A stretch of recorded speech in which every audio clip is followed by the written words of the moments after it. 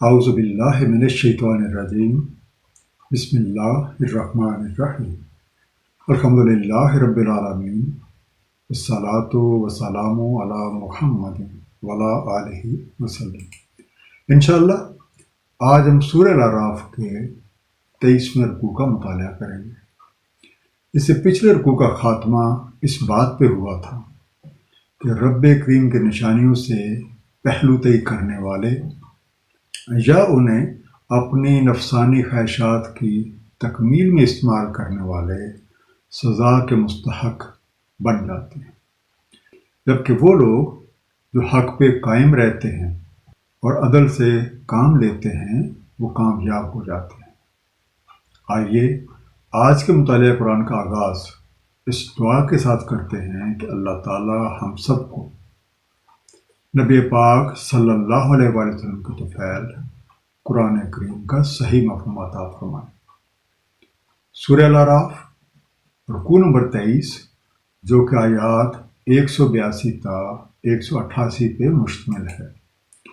بسم اللہ الرحمن الرحیم والذین کذبوا بآیاتنا سنستدرجہم من حیث لا یعلمون، اور جو تکذیب کرتے ہیں ہماری نشانیوں کے ساتھ ہم بتدریج انہیں لیے جا رہے ہیں جس کا یہ علم نہیں رکھتے۔ وَأُمْلِي لَهُمْ إِنَّ کَیدی متین، اور میں نے انہیں ڈھیل دے رکھی ہے، بے شک میری تدبیر ٹھوس ہے۔ تو پہلا انڈر لائن لفظ سنستدرجہم، ہم درجہ بدرجہ انہیں لے جائیں گے یا ہم درجہ بدرجہ انہیں لیے جا رہے ہیں۔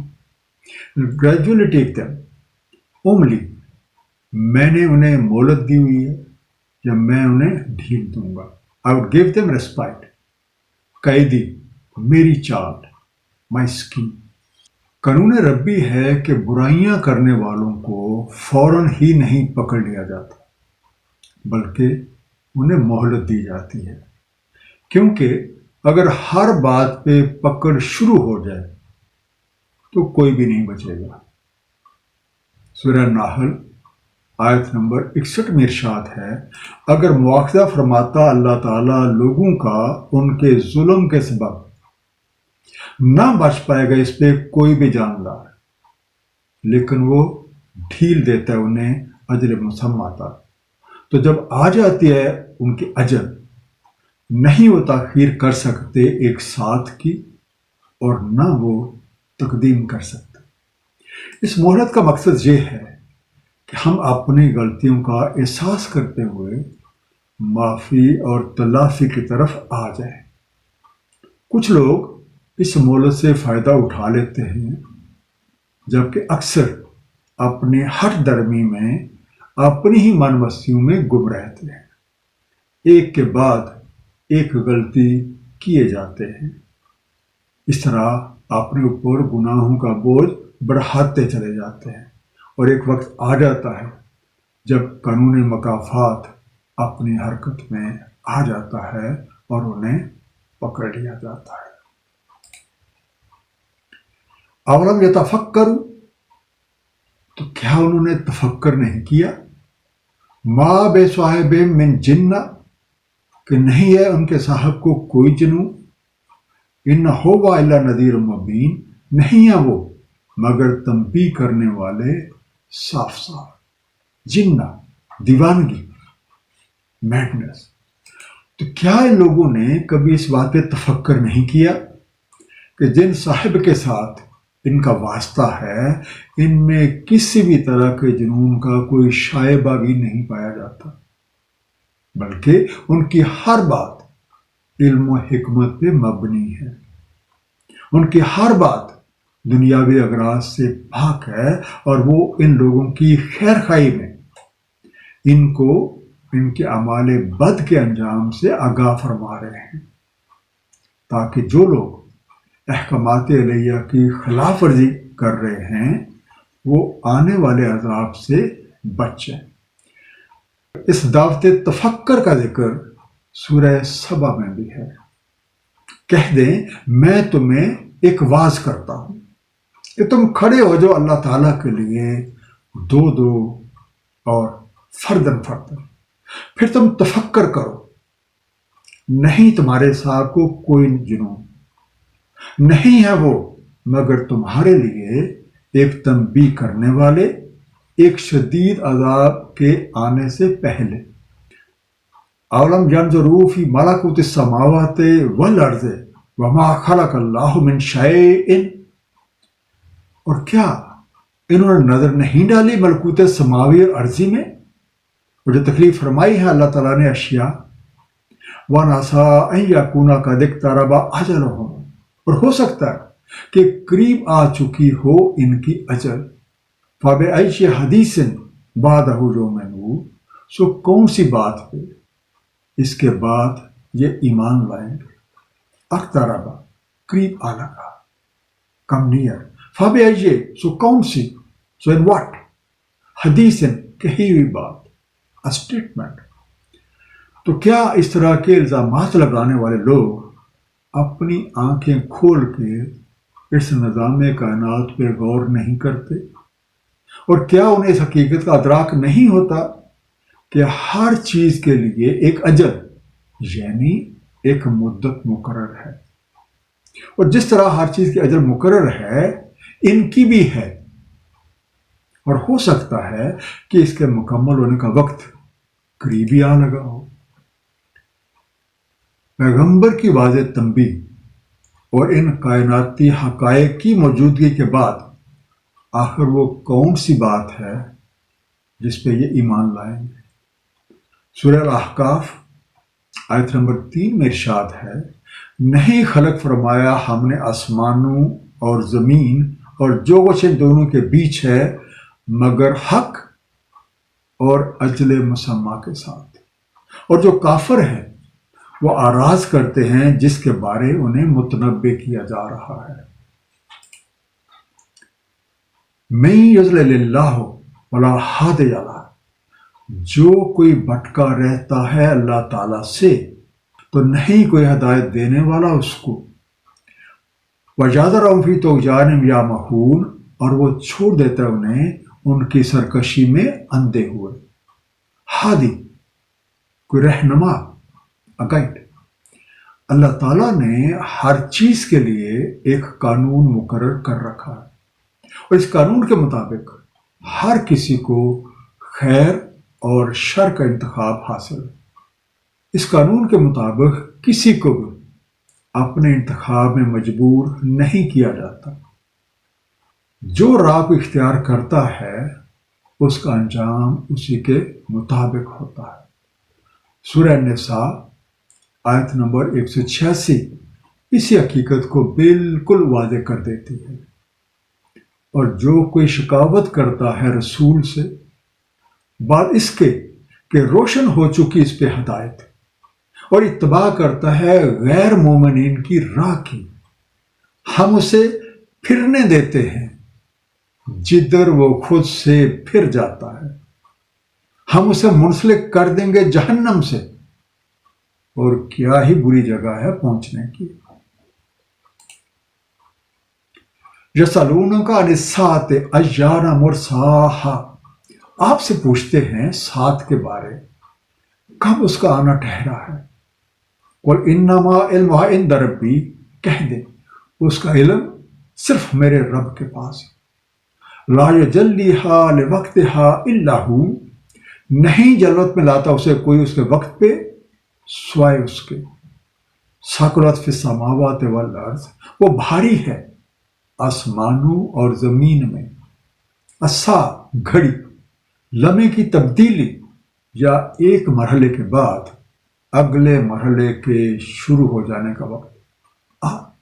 مرساہا، اس کا آنا ٹھہرا، اٹس اپوائنٹڈ ٹائم. یجلیھا، ظاہر میں لاتا ہے، ریویلز اٹ. ثقلت، ثقیل، بھاری، اٹ لیز ہیوی. اے دائی حق، لوگ آپ سے ساتھ کے بارے میں سوال کرتے ہیں کہ وہ کب آئے گی. یہ سوال کرنے والوں کو یہ بتا دے کہ اس گھڑی کا علم رب کریم کے پاس ہے، اور وہی اس کے مقرر کردہ وقت کے مطابق اس کو برپا کرتے ہیں. اور گھڑی کی یہ تبدیلی زمین و آسمان میں بہت بھاری ہے۔ آیت جاری ہے، لا تاتیکم الا بغتہ، نہیں وہ آتی تم پہ مگر اچانک۔ یسألونک کأنک حفیظ عنہا، آپ سے پوچھتے ہیں گویا آپ اسی کی تحقیقات کر رہے ہیں۔ قل انما علمها عند اللہ ولکن اکثر الناس لا یعلمون، کہہ دیں اس کا علم صرف میرے رب کے پاس ہے لیکن اکثر لوگ لا علم۔ باغتاتا، باغات سے بنا یکا یک، ایک دم، سڈنلی، کا انا کا، گویا کہ آپ یا جیسے آپ، ایز اف یو، حفیظ، تحقیق کے نتیجے میں وسیع معلومات اور ہمانگیر علم رکھنے والا، ویل انفارم۔ یہ ساتھ یا یہ گھڑی اچانک آ جاتی ہے اور تم اس کے آنے سے بے خبر رہتے ہو۔ اعطائے حق، یہ لوگ آپ سے اس طرح سے پوچھ رہے ہیں کہ گویا آپ اس کی تحقیق کر چکے ہیں اور آپ کے پاس اس کا ہمانگیر علم موجود ہے۔ ان کو بتا دیں کہ اس کا علم اللہ کے پاس ہے، مگر لوگوں کی اکثریت اس کی حقیقت سے لا علم ہے۔ سورہ القمر آیت نمبر 46 میں ارشاد ہے، بلکہ ان سے وعدہ ہے ساتھ کا، اور ساتھ بہت بنچکا دینے والی اور تلخ ہے۔ قل لا املک لنفسی نفعا ولا ضرا الا ما شاء اللہ، کہہ دیں نہیں میں مالک اپنے لیے کسی نفع کا اور نہ ضرر کا مگر جو چاہا اللہ تعالیٰ نے۔ وَلَوْ كُنْتُ أَعْلَمُ الْغَيْبَ لَاسْتَكْثَرْتُ مِنَ الْخَيْرِ وَمَا مَسَّنِيَ السُّوءُ، اور اگر مجھے علم ہوتا غیب کا تو کثرت کر لیتا بھلائی سے اور نہ چھوتی مجھے کوئی برائی۔ ان انا الا نذیر وبشیر لقوم یؤمنون، نہیں ہوں میں مگر ایک تنبیہ کرنے والا اور بشارت دینے والا اس قوم کے لیے جو ایمان رکھتے ہیں۔ املکو، میں ملکہ رکھتا، میں کوئی اختیار رکھتا، آئی ہیو پاور، لنفسی، اپنے لیے، فار مائی سیلف، لو کنتو، اگر ہوتا مجھے یا اگر رکھتا میں، if I would۔ اے دائی حق، ان سوال کرنے والوں سے کہہ دیں میں اپنی ذات کے لیے کسی نفع یا کسی نقصان کا مالک نہیں ہوں، بلکہ ہر چیز اللہ تعالیٰ کے قانون شریعت کے مطابق ہوتی ہے۔ اگر میرے پاس علم غیب ہوتا تو میں اپنے لیے بہت سی بلائیاں جمع کر لیتا اور مجھے کبھی بھی کسی طرح کا کوئی نقصان نہ پہنچتا۔ دیکھو، میرا کام تمہیں مختلف اعمال کے نتائج کے انجام سے آگاہ کر دینا ہے۔ اب جو لوگ اس حقیقت کو تسلیم کریں گے اور احکامات علیہ پہ اپنے رسول کے اسوہ حسنہ کے مطابق عمل کریں گے، میں ان کو خوشخبری دیتا ہوں۔ ایک مختصر سا خلاصہ اس پورے رکوع کا، قانون ربی کے مطابق کسی عمل بد پہ فوری پکڑ نہیں کی جاتی بلکہ کچھ مہلت دی جاتی ہے تاکہ بندہ معافی اور تلافی کا رخ کر لے۔ لیکن اگر کوئی اس مہلت سے فائدہ اٹھانے کے بجائے ایک کے بعد ایک عمل بد ہی کیے جاتا ہے تو وہ آہستہ آہستہ ظلمت کے اندھیروں میں بڑھتا چلا جاتا ہے اور ملت عمل کے خاتمے پہ سخت سزا کا مستحق بن جاتا ہے۔ رب کریم کی نشانیاں کائنات میں ہر سو پھیلی ہوئی ہیں اور اس بات کی شہادت دے رہی ہیں کہ اللہ تعالیٰ کے رسول نبی پاک صلی اللہ علیہ وآلہ وسلم کی ہر بات علم و حکمت پہ مبنی ہے اور اس پہ عمل کرنے میں ہی فلاح ہے۔ جو کوئی رائے راست سے بھٹکے رہنے کو ہی ترجیح دیتا ہے تو قانون ربی اسے بھٹکنے دیتا ہے، کیونکہ دین میں کوئی زبردستی نہیں ہے۔ اگر اس پہ عمل کرتا ہے تو اپنا ہی بھلا کرتا ہے، اور اگر کوئی منہ موڑتا ہے تو وہ خود اس کے انجام کا ذمہ دار ہے۔ اللہ تعالیٰ ہم سب کو قرآن کریم کو صحیح طور پہ سمجھنے اور اس پہ نبی پاک صلی اللہ علیہ وآلہ وسلم کی سیرت طیبہ کے مطابق عمل کرنے کی توفیق عنایت فرمائے۔ صدق اللہ العلی العظیم، صلی اللہ تعالی علی حبیبہ محمد وآلہ وسلم۔